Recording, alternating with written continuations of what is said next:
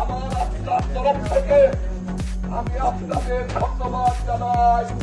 অতি স্বল্প সময়ের মধ্যে একদিনের মধ্যে আপনারা যে আয়োজন করেছেন, যে সমাবেশ করেছেন, এই সমাবেশ প্রমাণ করে আজিজপুরের মানুষ ঐক্যবদ্ধ।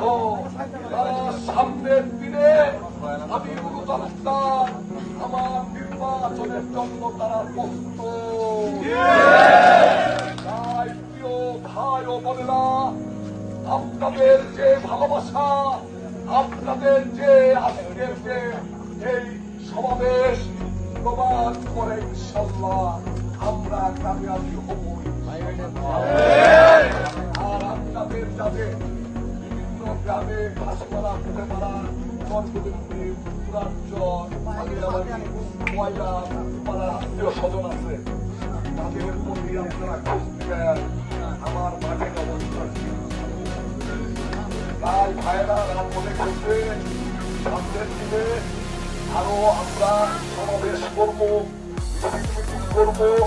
আপনারা আমার ডাকে সাড়া দিবেন এবং এই এলাকা, এটা আমি মনে করি আমার এলাকা, আপনাদের আমি শোধ করতে পারবো না।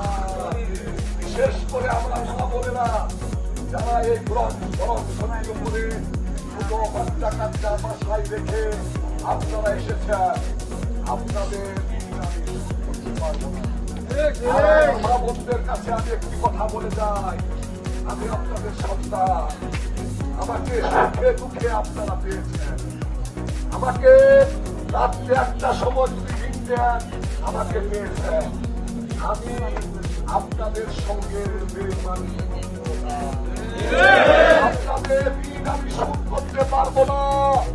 আমার প্রথম কাজ হবে, আল্লাহ তাআলা যদি আমাকে কামিয়াবি করে, প্রথম কাজ হবে আমার বিটিয়ার ভাতিজা ইয়াকুব বলেছে, আমি তার কথার সুর ধরে বলতে চাই, আমার